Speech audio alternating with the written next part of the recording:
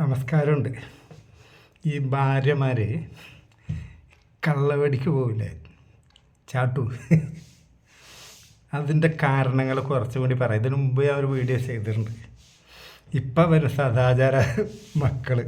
നിനക്ക് അമ്മയില്ലേ, പെങ്ങളില്ലേ, ഭാര്യയില്ലേ, മക്കളില്ലേ, വീട്ടിൽ അമ്മിക്കല്ലില്ലേ, അലക്കുകല്ലില്ലേ, കേരളത്തിനൊരു പാരമ്പര്യമില്ലേ. കേരളത്തിലെ പാരമ്പര്യമൊക്കെ പറഞ്ഞാണ്ടല്ലോ നിങ്ങളൊക്കെ എണീറ്റ് ഓടും. അത്ര ഫ്രീക്കായിരുന്നു ഇവിടെ നമ്മൾ ഒരു മനുഷ്യൻ കല്യാണം കഴിക്കണം എന്തിനാണ്?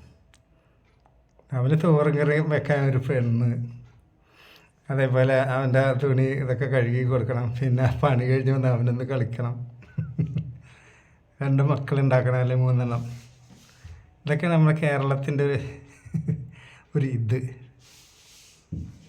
ഇവിടെ പെണ്ണുങ്ങൾ ചാടുന്നതിൻ്റെ കാരണം, ഒന്നാമത്തെ കാരണം ഞാൻ പറഞ്ഞുതരാം.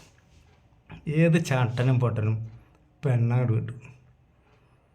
ഇപ്പം മിക്ക വീട്ടിലുണ്ടൊരു സംസാരം, പെണ്ണ് കെട്ടിച്ചാൽ നന്നാവും. എങ്ങനെ? ദുസ്വഭാവം ഉണ്ടെങ്കിലും, കള്ളുടി കഞ്ചാവായാലും അല്ലെങ്കിൽ വല്ല മാനസിക പ്രശ്നം ഉണ്ടായാലും ഒക്കെ ഒരു ഒറ്റമൂല്യമാണ് പെണ്ണ് കെട്ടിച്ചു കൊടുക്കുക. അന്ന് സാധാരണ അങ്ങനത്തെ പെണ്ണുങ്ങളല്ല ഇവർക്ക് വേണ്ടത്. നല്ല ചോര നീരും സൗന്ദര്യമുള്ള പെണ്ണുങ്ങളെ വേണം.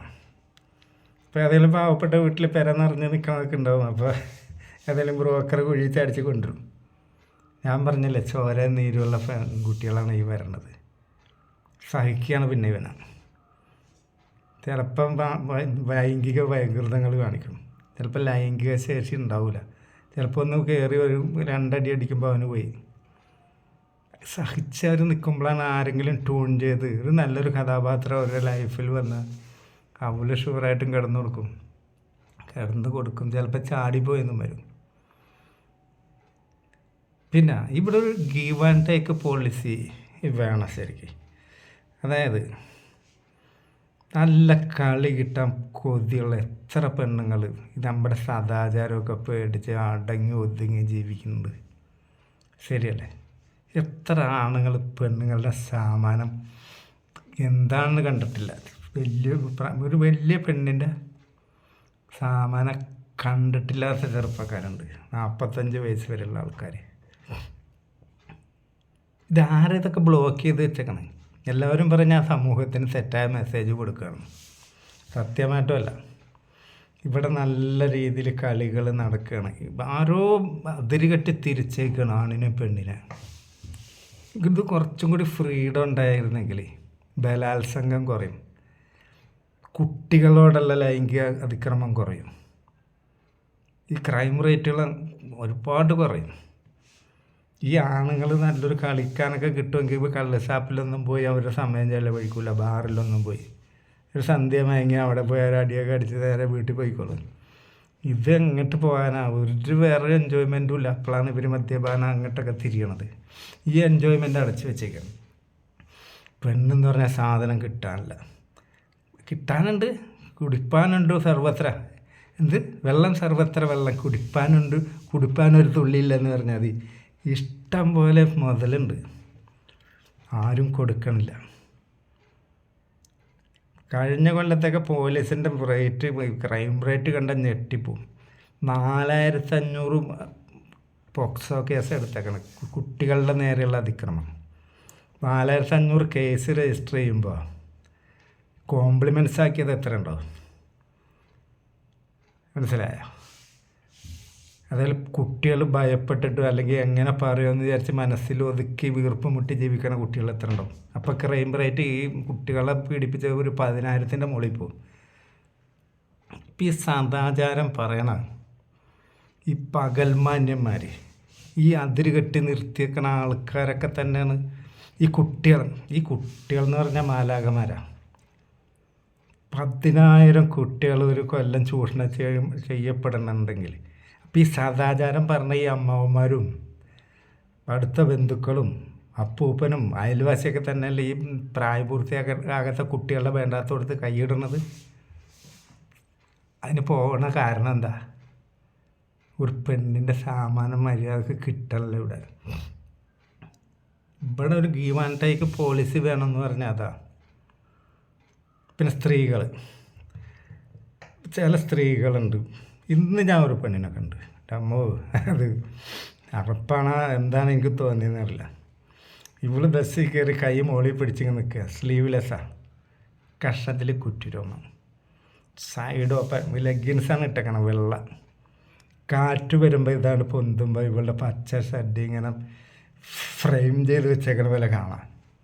എന്നിട്ട് ഇവള് വൃത കൈ കൊണ്ട് ഇങ്ങനെ ഈ സൈഡ് ഓപ്പണിൻ്റെ രണ്ടും ഇങ്ങനെ പിടിച്ചാൽ കിട്ടും. ഒരു കൈ അവൾ മുകളിലും പിടിച്ചാൽ ഒരു കൈ കൊണ്ട് ഇത് പിടിച്ചാൽ എത്ര കിട്ടും. ഇതിങ്ങനെ ആൾക്കാരൊക്കെ അങ്ങോട്ട് കോൺസെൻട്രേറ്റ് ചെയ്തേക്കുക. ഇതിൻ്റെ രണ്ട് വശമുണ്ട്. ഒന്ന് മനോരോഗമാണ്.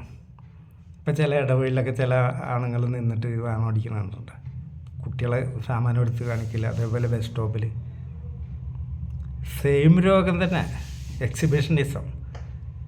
ഇവർ അത്ര ഓപ്പണായിട്ട് കാണിക്കില്ല, പക്ഷേ ഈ സാമാനം കാണിക്കുന്ന ആണുങ്ങൾക്കൊരു ലൈംഗിക സുഖം കിട്ടുന്നുണ്ട്, അതേപോലെ ഇവർക്കും കിട്ടുന്നുണ്ട്. അതുകൊണ്ടാണ് ഇവളിങ്ങനെ എക്സിബിറ്റ് ചെയ്യണം. പക്ഷേ ഇത് പാറുമ്പോൾ ഇവളെ പിടിക്കണം എന്തിനാണെന്നറിയാം. അത് അവളുടെ ഉള്ളിൽ പണ്ടേ ഒളിഞ്ഞു കിടക്കുന്ന സദാചാരബോധം. മനസ്സിലായ? മറ്റത് അവളുടെ മനോരോഗം. ഇത് പിടിക്കണത് നമ്മുടെ നാട്ടിലെ സദാചാരത്തിൻ്റെ ഒരു വ്യക്തമായതുണ്ട്. അല്ലാണ്ട് എല്ലാ കേസും ഒന്ന് തന്നെ. അല്ലാണ്ട് പെണ്ണുങ്ങളൊക്കെ ഇപ്പോൾ ഈ പറഞ്ഞ പോലെ പുണ്യാളത്തികളൊന്നുമല്ല. ഇവരെന്തിനും ഇതൊക്കെ കാണിച്ചു കൊടുക്കാൻ കഷ്ടത്തിൽ കുറ്റിരോമം എന്നൊക്കെ പറയും. അണ്ടർആംസൊക്കെ വൃത്തിയിൽ കൊണ്ടുവരുന്ന അങ്ങോട്ടൊക്കെ നോക്കിയാലൊരു രസമുണ്ട്. ഇത് കുറ്റിരോമം കണ്ട തുപ്പാനാ തോന്നുന്നത്. ഇവിടെ നടക്കേണ്ടത് നമ്മളുടെ ഇടയിൽ കൂടി. നമുക്ക് എന്തെങ്കിലും പറയാൻ പറ്റുമോ? വസ്ത്ര സ്വാതന്ത്ര്യമല്ലേ. അല്ലാണ്ട് ഇതൊന്നുമല്ല. ഈ പെണ്ണുങ്ങൾ ചാടണതിൻ്റെ വേറൊരു കാരണം പറഞ്ഞുതരാം. പെണ്ണുങ്ങളെ കെയർ ചെയ്താൽ തന്നെ കുറേ കളിയാ പരിപാടിക്ക് കുറച്ച് ഊക്കി അടിക്കാൻ പറ്റാത്തവനായാലും പെണ്ണുങ്ങളെ സഹിക്കും. ചില പെണ്ണുങ്ങളൊക്കെ ചില വൃത്തികെട്ടവന്മാരെ വല്ല കല്യാണമോ മരണമോ ഒക്കെ ഉണ്ടെങ്കിലേ വീട്ടിൽ നിന്ന് പുറത്തിറങ്ങുള്ളൂ. അലമാരല്ലാണെങ്കിൽ ഓരോ പെരുന്നാളോ അല്ലെങ്കിൽ ഓണോ വിഷു ഒക്കെ വരുമ്പോൾ ഒരു കൊല്ലത്തിൽ അങ്ങനെ 2 ഡ്രസ്സൊക്കെ എടുത്തിട്ടുണ്ടോ. ഇതൊക്കെ അലമാരിൽ ഇങ്ങനെ പൂത്തിരിക്കുക. വീടിൻ്റെ അടുത്തുള്ള എവിടെയെങ്കിലും ഒരു പുഴ ഒരു 5-8 കിലോമീറ്റർ 10 കിലോമീറ്ററൊക്കെ ദൂരത്ത് കൊണ്ടുപോയിട്ട് ഒരു ചായ ഒരു കടിയും മേടിച്ചു കൊടുത്താൽ മതി. ഒരു വൈകുന്നേരം വെയിലൊക്കെ ആറിയിട്ടൊന്ന് പോയി കൊണ്ടുവരും. കയറി ഒരു പെണ്ണും ചാടൂല. ഇത് അടിമയല്ലേ. ഏത് ചട്ടം കെട്ടിയാലും പൊട്ടം കെട്ടിയാലും പെണ്ണ് അടിമ അല്ലേ. അത് നടക്കണേ, ഇത് നടക്കണേ. മേരട്ട് ആൾക്കാരുടെ ഇടയിൽ നിന്ന് പരിഹസിക്കുക, കുത്തുവാക്ക് പറയുക, അമ്മായിയമ്മേൻ്റെ ഭർത്താവിൻ്റെ അമ്മേൻ്റെ പെങ്ങന്മാരുടെയൊക്കെ മുമ്പിൽ വെച്ച് ഇവളെ പരിഹസിക്കുക. ഇങ്ങനെയൊക്കെ ചെയ്യുമ്പോൾ ഇവനോട് ഉള്ളിലൊരു വെറുപ്പ് ഉരുണ്ടുകൂടും പെണ്ണിന്. പിന്നെ ഇവൻ കളിക്കാൻ ചെന്നാലൊക്കെ ചിലപ്പോൾ ചിലപ്പോൾ 2 ദിവസം ചോദിക്കുമ്പോൾ 1 ദിവസമൊക്കെ കൊടുക്കുള്ളൂ. അങ്ങനത്തെ പെണ്ണുങ്ങൾക്കും നല്ലൊരു കൊളുത്ത് കിട്ടി ആ കൊളുത്ത് തൂണ്ടുമ്പോൾ ഒരു കുരുങ്ങും. ഒരുപാട് കാരണങ്ങളുണ്ട്. കല്യാണം കഴിച്ചോട്ടെ, പക്ഷേ ഈ ഞാൻ പറഞ്ഞ അങ്ങോട്ടും ഇങ്ങോട്ടൊക്കെ ഉള്ള ഗീവ് ആൻഡ് ടേക്ക് പോളിസി ഉണ്ടെങ്കിൽ ഈ നാട്ടിൽ എത്ര സന്തോഷമായിട്ട് മനുഷ്യർ കഴിയും. ആരാണ് ഈ വേലി കെട്ടി ഇതൊക്കെ തിരിച്ചത് എനിക്കൊന്നും മനസ്സിലാവില്ല. അതേപോലെ തന്നെ പെണ്ണുങ്ങൾ എത്ര കളി കിട്ടിയാലും മതിയാകാത്ത പെണ്ണുങ്ങളുണ്ട്. അതൊക്കെ ഈ ഭർത്താക്കന്മാരുടെ കുഴപ്പമാണ്. അവരെ മര്യാദക്ക് കളിച്ച് കൊടുത്ത് തൃപ്തിയാവണില്ല എന്നറിഞ്ഞാൽ അവളെ പിന്നെ പൂട്ടിയിടാൻ പാടില്ല. തിന്നാൻ കൊടുത്താൽ മാത്രം പോരാ, അടിയിൽ വായക്കും വിശപ്പുണ്ട് സ്ത്രീകൾക്ക് പ്രത്യേകിച്ച്. പിന്നെ ഭർത്താവ് മദ്യപാനം ഇങ്ങനത്തെ കേസ് കെട്ടൊക്കെ കഴിഞ്ഞ് വന്നിട്ട് ഇതേപോലെ കയറിയാണ്ട് ഇറങ്ങും. ഇവളെ എളുപ്പം കിട്ടും. സാഹചര്യം കൊണ്ട് ഒത്തു വരണം. മിക്ക ആൾക്കാരൊരു കോൺഫിഡൻസില്ല, നിൻ്റെ വരെ പോകില്ല. എൻ്റെ പല വീഡിയോൻ്റെ അടിയിലും വന്ന് പറയുന്നുണ്ട്, നിൻ്റെ അമ്മയായിരിക്കും അങ്ങനെ നടക്കണം, നിൻ്റെ പെങ്ങളായിരിക്കും. ഇതിലാരുടെ അമ്മ പെങ്ങളൊന്നും ഒഴിവില്ല ഈ ഒരു കാര്യത്തിൽ. അനുഭവമാണ് ഗുരു. ഇഷ്ടം പോലെ എനിക്കറിയാം. തള്ളയും മോളും ഒരേ സമയത്ത് ആളെ വിളിച്ച് കേട്ടണ ഞാൻ കണ്ടിട്ടുണ്ട്. 2 കൂടി ഒത്തു മോളുടെ ഇഷ്ടത്തിന് കളിക്കണം, തള്ള കളിക്കണം. ഇത് തേഞ്ഞു പോണ സാധനമൊന്നുമല്ല. കളി എന്ന് പറഞ്ഞാൽ ഈ ലോകം ഉണ്ടായ കാലം മുതലുണ്ട്. ഇപ്പോൾ ഈ കുട്ടികളെ കെട്ടി പൂട്ടി വെച്ചേക്കാണ്. ഇപ്പോൾ ഞാൻ പറഞ്ഞില്ലേ ബാഡ് ടച്ച്, കൂട്ടിട്ടച്ച് അവനോട് മിണ്ടരുത് ഇവനോട് മിണ്ടരുത് യാതൊരു ഫ്രീഡും ഇല്ലല്ലോ. ഒരു +2 പഠിക്കണമെങ്കിൽ ചില തല തെറിച്ച കുട്ടികളൊക്കെ തോളത്ത് കൈയിട്ട് നടക്കുമെങ്കിലും വേറുള്ളവരൊക്കെ ഡിസ്റ്റൻസ് കീപ്പ് ചെയ്യണം. പക്ഷേ ഈ ഇൻ്റർനെറ്റൊക്കെ ഉള്ള കാലത്താണ് നമ്മൾ ജീവിക്കണം. ഓരോരോ നാട്ടിലെ കുട്ടികൾ എങ്ങനെയാണ് സ്വാതന്ത്ര്യം അനുഭവിക്കണത്, എങ്ങനെയാണ് ജീവിക്കണം, അതൊക്കെ ഇവർ ലൈവായിട്ട് കണ്ടുകൊണ്ടിരിക്കുകയാണ്. ഇത് അങ്ങോട്ട് തിരിയരുത് ഇങ്ങോട്ട് തിരിയരുത്. എന്നിട്ട് ഈ പറഞ്ഞു കൊടുക്കണ തേണ്ടികൾ തന്നെ കുട്ടികളുടെ ആവശ്യമില്ലാത്തവർക്ക് കൈയിടുകയും ചെയ്യും.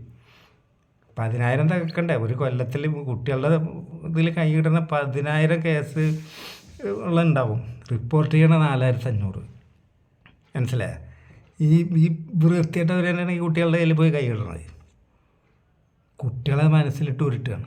ഇപ്പം ഇവർ പറഞ്ഞത് എന്താണ്, ഇവർ പ്രവർത്തിക്കണം എന്താ? സ്വന്തം അമ്മാവനൊക്കെയാണ് കുട്ടീൻ്റെ ഇതിൻ്റെ ഉള്ളിൽ കൈയിടുന്നത്. പറയാൻ പറ്റുക പറഞ്ഞാലട്ടെ രക്ഷണ്ട കഴിഞ്ഞ കഥ. പിന്നെ ചൈൽഡ് ലൈനായി, കൗൺസിലിങ്ങായി, വൈദ്യ പരിശോധനയായി, ആ കുട്ടീൻ്റെ കഥ കഴിഞ്ഞ്. മിക്കവരും മുണ്ടൂല, സഹിച്ച് നിൽക്കും. അവരെ മെൻ്റലി ഒരുപാട് ബാധിക്കും. ഇതൊക്കെ ഇല്ലാണ്ട് നിൽക്കാനാണ് ഞാൻ പച്ച മലയാളത്തിൽ പറഞ്ഞത്. കേരളം പഴയ പോലെ ആകണം. അതിലൊക്കത്തൊക്കെ ഒരു വെടിയും കളിയൊക്കെ നടന്ന ഒരു സീരിയസ് ഇഷ്യൂ ആക്കരുത്. പെണ്ണുങ്ങൾ പോകാൻ അനവധി കാരണങ്ങളുണ്ട്. ചതിക്കപ്പെട്ട പെണ്ണ് പോവും, ഹരാസ് ചെയ്ത പെണ്ണ് പോവും. പെണ്ണിനെ സ്നേഹിച്ച് നോക്ക്, ലാളിച്ച് നോക്ക്, ഒപ്പം കൊണ്ടുനടന്ന് നോക്ക്, എവിടെയും പോകില്ല അവൾ. പിന്നെ ഉണ്ട്, ഞാൻ പറഞ്ഞില്ലേ കുറച്ച് വസ്ത്ര സ്വാതന്ത്ര്യം ഇന്ന് കണ്ട പോലെ. ശരിക്കിത് കാണിച്ച് അവർക്കൊരു മനോരോഗമാണത്. അല്ലെങ്കിൽ ഇവളുടെ സഡി വേറെല്ലാവരെ കാണിച്ചിട്ട് എന്താ കാര്യം? ആ ബസ്സിൽ എത്ര പെണ്ണുങ്ങളുണ്ട്, അവരൊക്കെ സഡി ഇട്ടിട്ടില്ലേ? ഇവൾക്ക് മാത്രം എന്താ പ്രത്യേകത? ഇത് കാട്ടിക്കൊണ്ട് കിടക്കണം. എന്നിട്ട് ഇവള് 2 സൈഡ് ഓപ്പൺ ഇങ്ങനെ പാറുമ്പോൾ പിടിക്കുക, ഒരു കൈ കൊണ്ട് പിടിച്ചാൽ കിട്ടുക. അപ്പോൾ കുറച്ച് സദാചാരം ഉള്ളിലുണ്ടാവുള്ളത്, ഈ മനോരോഗമുണ്ട്. അതാ ഏറ്റവും പാവപ്പെട്ട ഒരു പെണ്ണിനെ കളിക്കാൻ കിട്ടാത്ത ആൾക്കാരുടെ ഇടയിൽ കൂടിയാണ് വിളി നടക്കണം. എനിക്കൊക്കെ കണ്ട അറപ്പ് വരുമെങ്കിലും അത് കണ്ട സാമാനം എണിക്കണ യുവാക്കൾ ഇവിടെ ഇഷ്ടം പോലെ ഉണ്ട്. പോയി വാണടിച്ച് മരിക്കുക. ആരാണ് ഇവിടുത്തെ സദാചാരം കണ്ടുപിടിച്ചത്? വീഡിയോൻ്റെ അടിയിൽ വന്നേച്ച് നിനക്ക് അമ്മയില്ല പെങ്ങളില്ല. എന്താ നാട്ടിൽ ഇത് ഞാൻ കണ്ടുപിടിച്ചതാ. ഞാനീ പറഞ്ഞ കാര്യം അതിൻ്റെ അന്തരാർത്ഥം ശ്രദ്ധിച്ചാൽ മനസ്സിലാവും. ഇവിടെ വൃത്തികേടുകൾ കൂടാണ്ട് നിൽക്കാനാണ്, വൃത്തികേടുകൾ അധികരിക്കാണ്ട് നിൽക്കാനാണ് ഈ സെക്ഷൽ ഫ്രീഡം വേണമെന്ന് ഞാനീ പാടിക്കൊണ്ട് നിൽക്കണം. പക്ഷേ ഈ നമ്മുടെ നാട് നന്നാകുമെന്ന് എനിക്ക് തോന്നണില്ലോ. നമസ്കാരം.